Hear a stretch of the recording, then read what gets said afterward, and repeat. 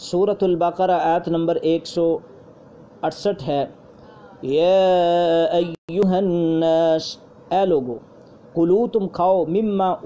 اس میں سے، فی الارض زمین میں، حلالا طیبا، حلال پکیدہ کھاؤ، ولا تتبعوا خطوات الشیطان، اور شیطان کے قدم کی پیروی مت کرو، انہ لکم، بے شک وہ تمہارا، عدو دشمن ہے، مبین واضح۔ تو سورۃ البقرہ میں یا ایھا الناس کے ساتھ خطاب دوسری مرتبہ کیا گیا ہے۔ اوپر کی آیات میں اللہ تعالیٰ کے سوا دوسروں کو شریک بنانے کا برا انجام ذکر کیا ہے۔ مشرکین کے یعنی کہ اللہ کے علاوہ غیروں کو شریک کرنا، ان کا تذکرہ کرتے ہوئے اللہ رب العزت نے فرمایا ہے کہ تم کھاؤ زمین میں پکیدہ چیزیں۔ اس میں اس کا مطلب یہ ہے کہ حلال کمائی سے کھانا چاہیے۔ حلال کمائی کے بغیر اگر کھایا جائے گا تو وہ حرام ہوگا، ان کی باتیں قبول نہیں ہوگی۔ جس طرح کہ رسول اللہ صلی اللہ علیہ وسلم نے فرمایا کہ جس کا کھانا بھی حرام کا، پینا بھی حرام کا، اس کی عبادت کیسے قبول ہوگی؟ تو حلال اور حرام کھانے میں یہی نہیں ہے کہ ایک آدمی کا کاروبار حلال کا ہے یا حرام کا ہے تو غیر اللہ کے نام کی جو چیزیں وہ بھی حرام ہیں، وہ بھی پکیدہ نہیں ہیں۔ جس طرح کہ سیدنا انس بن مالک رضی اللہ تعالیٰ عنہ بیان فرماتے ہیں، رسول اللہ صلی اللہ علیہ وسلم نے فرمایا، جس نے وہ نماز پڑھی جو ہم پڑھتے ہیں، اس قبلے کی طرف رخ کیا جس کی طرف ہم رخ کرتے ہیں، اور مادہ ذبح کھایا، وہ مسلمان ہے۔ ہمارا ذبح جس پہ اللہ کا نام لیا جائے، غیر اللہ کے نام کا جو ذبیحہ ہے وہ پاک نہیں ہے، وہ حلال نہیں ہے، وہ پکیدہ نہیں ہے۔ چنانچہ یہاں بھی شیطان کے پیچھے لگ کر ان کو حرام نہ ٹھہراؤ۔ اللہ کے رسول صلی اللہ علیہ وسلم کی انما یامرکم بالسوء والفحشاء، بے شک شیطان جو ہے وہ تم کو حکم دیتا ہے بالسوء برائی کا، والفحشاء اور بے حیائی کا، وان تقولوا علی اللہ، اور یہ کہ تم کہو اللہ پر ما وہ بات، لا تعلمون جسے تم نہیں جانتے۔ تو السوء سے مراد کوئی بھی برائی ہو سکتی ہے، الفحشاء سے وہ برائی ہے جو حد سے بڑی، حد سے بڑا ہوا ہونا بخل ہے، آیت نمبر 268 سے، اور کسی شراب، چوری، قتل وغیرہ۔ تو شیاطین ایک طرف تو صرف دین میں بدعات پیدا کرتے ہیں، تو اللہ تعالیٰ نے فرمایا بے شک وہ شیطان تم کو حکم دیتا ہے بالسوء برائی کا، والفحشاء بے حیائی کا، وان تقولوا یہ کہ تم کہو اللہ پر ما وہ بات، لا تعلمون جسے تم جانتے ہی نہیں ہیں۔ وَإِذَا قِيلَ لَهُمْ،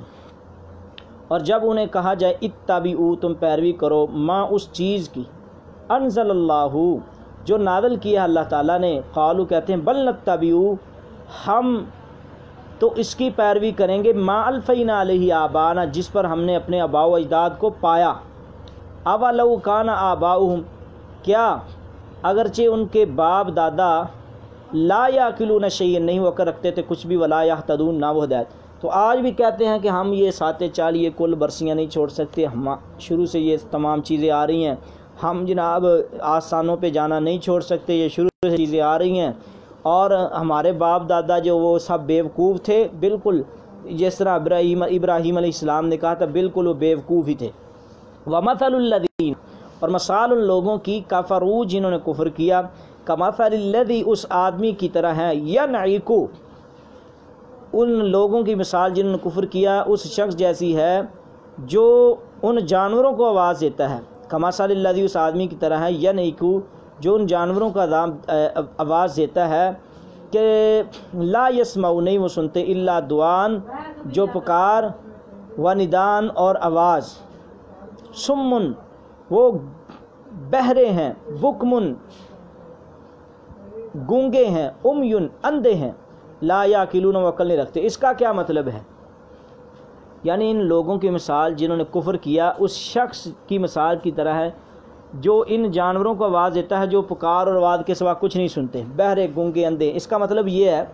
کہ جو حق کو نہیں نہ مانتے، ان کی اسی طرح ہی مثال ہے کہ جس طرح جانور ہیں وہ ہماری آوازیں تو سنتے ہیں لیکن وہ سمجھتے نہیں ہیں، وہ ہم کے اشارے تو دیکھتے ہیں لیکن اشاروں کو سمجھتے نہیں ہیں، تو ہم ان کو بلاتے ہیں وہ بول نہیں سکتے۔ ان کی مثال انہی کی طرح ہے جو اللہ کے حکموں کو نہیں مانتے۔ تو آگے فرمایا یا ایھا الذین آمنوا، اے وہ لوگو جو ایمان لائے ہو، کلو تم کھاؤ، من طیبات پکیدہ، ما رزقناکم جو ہم نے تم کو رزق دیا، واشکروا للہ اور تم شکر کرو اللہ کا، ان کنتم ایاہ تعبدون، کیونکہ تم اسی کی عبادت کرنے والے ہو۔ تو اے لوگو جو ایمان لائے ہو، ان پکیدہ چیزوں میں سے کھاؤ جو ہم نے تمہیں عطا فرمائی ہیں، اور وشکروا للہ، اور اللہ کا شکر کرو، ان کنتم، اگر تم ہو ایاہ تعبدون، صرف اس کی عبادت کرتے ہو۔ انما حرم علیکم المیتۃ، انما صرف حرم حرام کر دیا ہے اللہ تعالیٰ نے علیکم تم پر، المیتۃ مردار، والدم اور خون، ولحم الخنزیر اور خنزیر کا گوشت، وما اہل لغیر اللہ، اور ہر وہ چیز حرام ہے جس پر غیر اللہ کا نام لیا گیا ہے۔ فمن اضطر، پھر جو مجبور کر دیا جائے، غیر باغن، اس حال میں کہ نہ بغاوت کرنے والا ہو، ولا عادن، نہ حد سے بڑھنے والا ہو،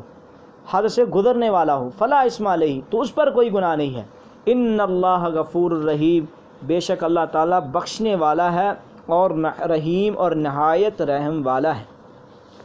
تو اس سے پہلے تمام سب لوگوں کو حلال اور پکیزہ چیزیں کھانے کا اللہ نے حکم دیا۔ اس آیت میں اللہ تعالیٰ نے خاص طور پر اہل ایمان کو حلال اور پکیزگی کمانے اور کھانے کا حکم دیا ہے، کیونکہ اس کے بغیر کوئی عبادت قبول ہوتی نہیں ہے۔